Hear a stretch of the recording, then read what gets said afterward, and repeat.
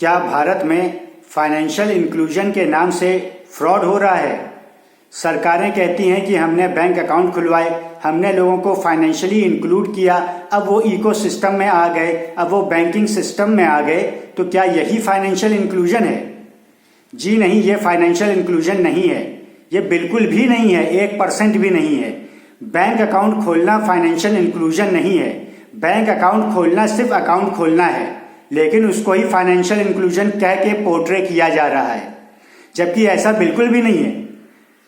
Financial inclusion का मतलब होता है उसको फाइनेंस में इंक्लूड करना, उसके लिए इनकम जनरेट करना, उसको शेयर देना फाइनेंस में, ये होता है फाइनेंशियल इंक्लूजन। देश की इकोनॉमी है, उसे इकोनॉमी में शेयर कैसे मिलेगा? उसे रोजगार दे के मिलेगा, उसे बिजनेस दे के मिलेगा, उसे या तो ग्रांट और सब्सिडी दे के मिलेगा। ये सारे मोड्स होते हैं फाइनेंशियल इंक्लूजन के। उसे हो सकता है कोई ठेकेदारी दे दें, नौकरी दे दें, इस प्रकार से फाइनेंशियली इंक्लूड किया जाता है लोगों को, जिससे उनके पास फाइनेंस आए, उनके पास इनकम आए। इनकम होगी फाइनेंस में, इसलिए कहते हैं फाइनेंशियल इंक्लूजन। तो इनकम एक फाइनेंशियल इंक्लूजन है, बिजनेस है, जॉब है, ये सब चीजें हैं फाइनेंशियल इंक्लूजन्स की। ये फाइनेंशियल इंक्लूजन टूल्स हैं।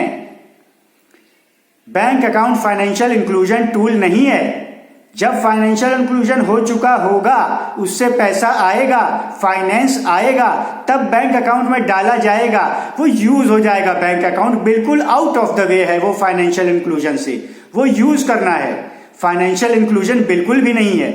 इसलिए जो ये कहा जा रहा है कि हमने फाइनेंशियली इंक्लूड कर लिया, हमने इतने बैंक अकाउंट खोल दिए, जीरो बैलेंस पे खोल दिए, फ्री में आपका डेबिट कार्ड भी है या एटीएम कार्ड भी वो तो के तौर पे भी यूज होता है, तो वो आपका फाइनेंशियल इंक्लूजन हो गया। अरे फाइनेंस आया नहीं, फाइनेंशियल इंक्लूजन कैसे हो गया?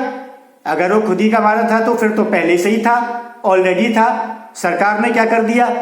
तो ये सिर्फ जुमले हैं। इस प्रकार की बातें लोगों को बताई जाती हैं, बरगलाया जाता है, और भक्त लोग, जो भक्त प्रजाति के लोग होते हैं, वो स्वयं की हानि में उसमें डूब जाते हैं।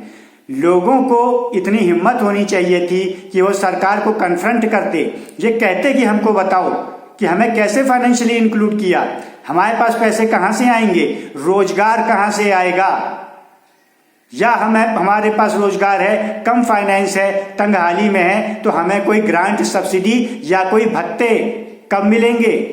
इस प्रकार के भत्ते दिए जाते हैं, सोशल सिक्योरिटी बेनिफिट्स जिसे बोलते हैं अन्य देशों में। भारत में वो कहाँ है? सोशल सिक्योरिटी कार्ड तो ले आए आधार के नाम पे, बेनिफिट्स कहाँ से लाए?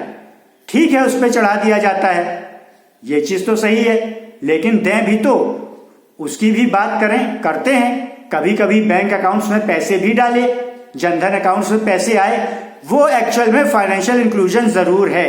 ये काम जो सरकार ने किया है, जिनके जिनके भी साथ किया है, वो फाइनेंशियल इंक्लूजन है। लेकिन जो करोड़ों खाते खुलवा दिए, सिर्फ खाते खुलवा देना जीरो बैलेंस पे, और उसके साथ कुछ फ्री के उसको बेनिफिट्स दे देना, डेबिट कार्ड जैसे, वो फाइनेंशियल इंक्लूजन नहीं है। फाइनेंशियल इंक्लूजन के लिए आपको फाइनेंस में इंक्लूड करना पड़ेगा, फाइनेंस उनको देना पड़ेगा। तो लोगों को ये चाहिए कि अपना एक चार्टर ऑफ डिमांड्स तैयार करें। जब सरकार ये कहे हमने ये कर दिया, तो सरकार से ये कहें आपने क्यों कर दिया, हमने तो कहा नहीं था। आप हमारे प्रतिनिधि हो, हम आपके प्रतिनिधि नहीं हैं। आप जनप्रतिनिधि हो, आपके प्रिंसिपल हम हैं, आप हमारे एजेंट हो, आप हमारे रिप्रेजेंटेटिव हो। ये एक प्रिंसिपल एजेंट रिलेशनशिप है, जो हम मांगे वो हमें दो। जैसे किसानों ने कहा ये 3 बिल हमने नहीं मांगे थे, हमें नहीं चाहिए, उनके वापस हुए। वैसे आप कहना सीखो, तो जो मांगोगे वही मिलेगा। ऐसा ही विधान देके गए थे अंग्रेज जब खुद चले गए।